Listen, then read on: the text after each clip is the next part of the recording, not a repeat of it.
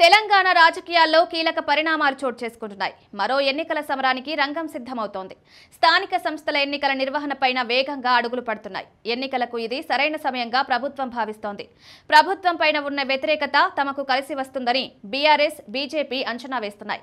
BC రిజర్వేషన్ల అంశం ఇప్పుడు కీలకంగా మారుతోంది. కాగా ఈ ఎన్నికలకు ముహూర్తం దాదాపు ఖరారు కావడంతో విజయం ఎవరికి దక్కుతుందనేదే ఉత్కంఠ పెంచుతోంది. తెలంగాణలో స్థానిక సంస్థల ఎన్నికలకు దాదాపు ముహూర్తం ఖరారైంది. సెప్టెంబర్ మొదటి వారంలో షెడ్యూల్ ప్రకటించే అవకాశం ఉంది.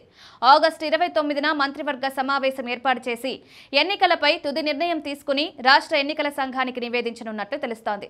కాగా ఎన్నికల సంఘం సెప్టెంబర్ తొలి వారంలో నోటిఫికేషన్ ఇచ్చి నెలాఖరులోగా ఎన్నికల ప్రక్రియ పూర్తి చేసే అవకాశం ఉన్నట్లు తెలుస్తోంది. తాజాగా జరిగిన కాంగ్రెస్ రాజకీయ వ్యవహారాల కమిటీ భేటీలో ఎన్నికలు, రిజర్వేషన్లపైన చర్చించారు. ఉప ముఖ్యమంత్రి భట్టి విక్రమార్క నేతృత్వంలో 5 సభ్యులతో కూడిన మంత్రివర్గ ఉపసంఘాన్ని ఏర్పాటు చేస్తూ నిర్ణయం తీసుకున్నారు.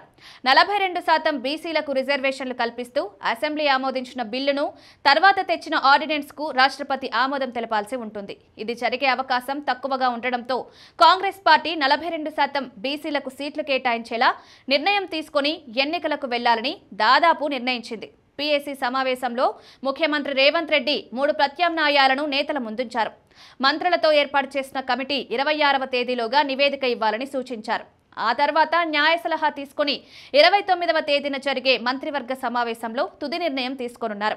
29వ తేదీన మంత్రివర్గంలో నిర్ణయం తీసుకున్న తర్వాత కాంగ్రెస్ పార్టీ బీసీలకు 42% సీట్లు ఇచ్చి ఎన్నికలకు వెళ్లాలనుకుంటే ఎన్నికల నిర్వహణ కోసం సంఘానికి నివేదిస్తారు.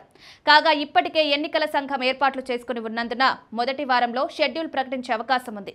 అటు బీఆర్ఎస్ సైతం ఎన్నికలకు సిద్ధమని చెప్తోంది. ప్రభుత్వం పైన వ్యతిరేకత ఉందని, తమకు కలిసి వస్తుందని అంచనా వేస్తున్నారు.